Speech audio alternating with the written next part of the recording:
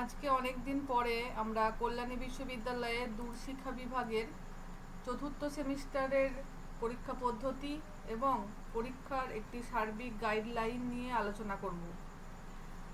আমরা ভালো করেই তোমরা জানো যে এর আগের 3টি সেমিস্টার পরীক্ষা দিতে গিয়ে তোমরা যে সমস্ত সমস্যার সম্মুখীন হয়েছো এবং যে সমস্ত পরীক্ষা পদ্ধতিগুলো তোমরা অনুসরণ করেছো এবং সিলেবাস দেখেছো, তা থেকে একটা বিষয়ে তোমাদের মনে একটা বদ্ধমূল ধারণা তৈরি হয়ে গেছে বাংলা সিলেবাসের উপরে। কিন্তু 4th সেমিস্টারে উঠে দেখা যাচ্ছে এখানে নন্দন তত্ত্ব এবং তুলনামূলক সাহিত্য বলে দুটো নতুন জিনিস তোমাদের কাছে রয়েছে। এর কিছুটা টাচ আমরা 3rd সেমিস্টারে পেয়েছিলাম, খুব সামান্য সেটা। কিন্তু এখানে নন্দন তত্ত্ব থেকে এখানে বঙ্কিমচন্দ্র, রবীন্দ্রনাথ এগুলো দেখে অনেকেই ধরে নিতে পারো এগুলো হয়তো সাহিত্যের ইতিহাস থেকে, অর্থাৎ 1st সেমিস্টারের মতো করে প্রশ্ন পড়ে যেতে হবে, অর্থাৎ বাংলা সাহিত্যের ইতিহাসে রবীন্দ্রনাথ ঠাকুরের অবদান এই সমস্ত কিছু। কিন্তু একেবারেই ব্যাপারটা কিন্তু তা নয়। দেখো, আজকের ভিডিওতে আমরা প্রত্যেকটা চ্যাপ্টার ধরে ধরে এবং স্পেশাল পেপার ধরে ধরে আলোচনা করব, যাতে তোমাদের শেষ শেষ সেমিস্টারের পরীক্ষাটা খুব ভালো হয় এবং একটা ভালো রেজাল্ট তোমরা আনতে পারো। কারণ আগামী দিনে আবারও সরকারি চাকরির পরীক্ষা হওয়ার একটা ইতিবাচক দিক দেখা দিচ্ছে এবং সেই পরীক্ষাগুলো আশা করা যাচ্ছে স্বচ্ছভাবে নিয়োগ হবে। সুতরাং সেই লক্ষ্যের দিকে তাকাতে গেলে আমাদের প্রাক প্রস্তুতি দরকার, অর্থাৎ এর রেজাল্টটা ভালো দরকার। তাহলে ভালো পড়াশোনা করতে হবে শেষ সেমিস্টারটাই। দেখো, 411তে নন্দন তত্ত্ব রয়েছে, এখানে ক খ গ ঘ রয়েছে এবং প্রত্যেকটা বিভাগ থেকে 4জন করে মনীষীদের নাম আমরা পাচ্ছি এবং নন্দন তত্ত্বের ক্ষেত্রে তাদের কি কি অবদান তারা রেখে গেছেন সেগুলো থেকে তোমাদের প্রশ্ন আসবে। আমরা প্রথমে ভামহ, বামন, দণ্ডী এবং কুন্তক ক বিভাগে পাচ্ছি। তাহলে এখান থেকে তোমাদের দুটো প্রশ্ন আসবে এবং তোমাদের একটা লিখতে হবে। তাহলে বুঝতেই পারছো তোমাদের যেগুলো পছন্দের বিষয় এখান থেকে সেগুলো নিয়ে তোমরা প্রথমে পড়াশোনা শুরু করো এবং পরীক্ষার আগে দিয়ে আমি অবশ্যই সাজেশন দেব। পরে রয়েছে বঙ্কিমচন্দ্র, রবীন্দ্রনাথ, অবনীন্দ্রনাথ এবং ঋষি অরবিন্দ। এইগুলো গেল প্রাচ্যে নন্দন তত্ত্বের ভূমিকা। এবং পাশ্চাত্যে প্লেটো রয়েছে, অ্যারিস্টটল রয়েছে, শিলার রয়েছে এবং হোরেস। এবং ঘয়ে টলস্টয়, জে পল সাত্র, কর্ডওয়েল এবং ক্রোচের।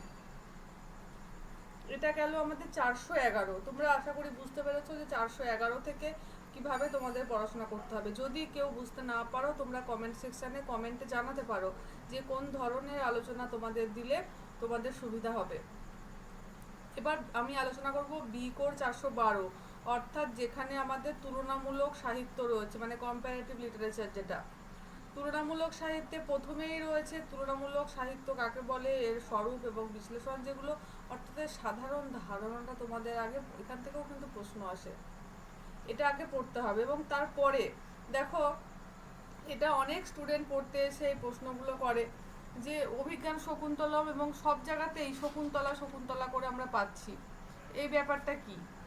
এই ব্যাপারটা এমন কিছু জটিল নয়।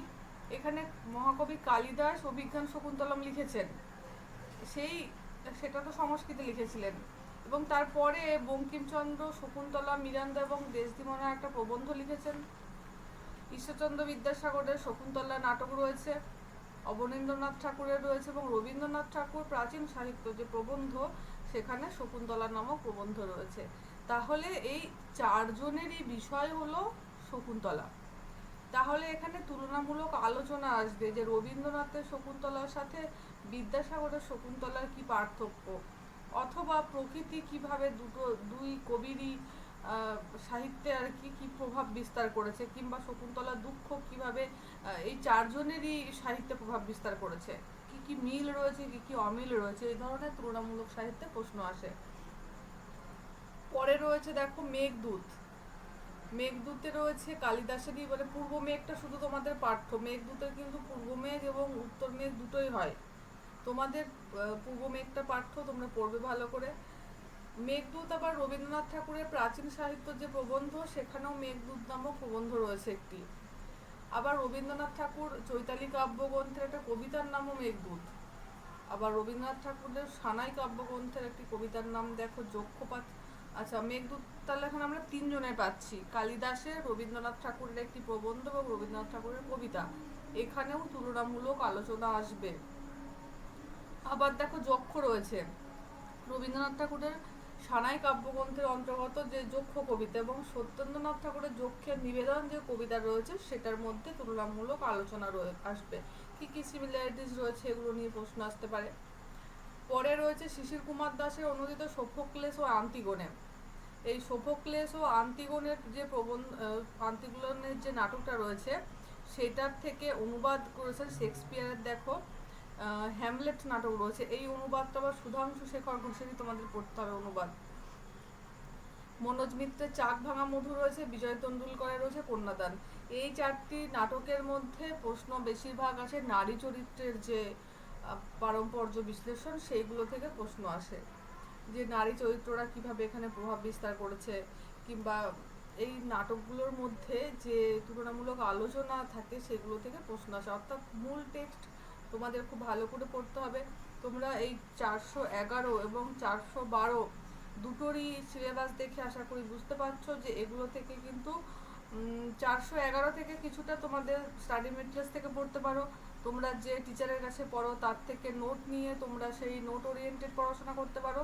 কিন্তু 412তে আমি বলবো যে মূল টেক্সট রয়েছে, যেমন কালিদাসের অভিজ্ঞান শকুন্তলমের যে বাংলা অনুবাদ সেটা তোমাদের পড়া উচিত, বঙ্কিমচন্দ্রের যে প্রবন্ধ রয়েছে সেটা তোমাদের পড়া উচিত, বিদ্যাসাগর, অবনীন্দ্রনাথ, রবীন্দ্রনাথ, এখানে যা যা রয়েছে এই মূল টেক্সটগুলো না পড়লে তুলনামূলক আলোচনা তুমি করবে কিভাবে? তুলনামূলক আলোচনা করা সেখানে সম্ভব নয়। সুতরাং ওটা ভালো করে পড়তে হবে। যাদের কাছে মূল টেক্সটটা নেই তারা ভিডিওর যে কমেন্ট সেকশন রয়েছে সেখানে কমেন্ট করতে পারো ফোন নাম্বার দিয়ে, অথবা আমার যে নাম্বারটা স্ক্রিনে যাচ্ছে সেই নাম্বারে তোমরা হোয়াটসঅ্যাপে মেসেজ করতে পারো যে মূল টেক্সটটি তোমাদের প্রয়োজন। আমি অবশ্যই মূল টেক্সটটা দিয়ে তোমাদের সাহায্য করার চেষ্টা করব। তাহলে আজকের এই ভিডিওটাতে আমি 411 এবং 412 নিয়ে আলোচনা করলাম।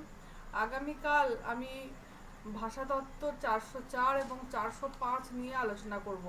যারা ভিডিওটা দেখছো অবশ্যই তারা, যাদের স্পেশাল পেপার ভাষাতত্ত্ব, তারা কালকে দেখার চেষ্টা করো। ভালো থেকো সবাই, থ্যাংক ইউ।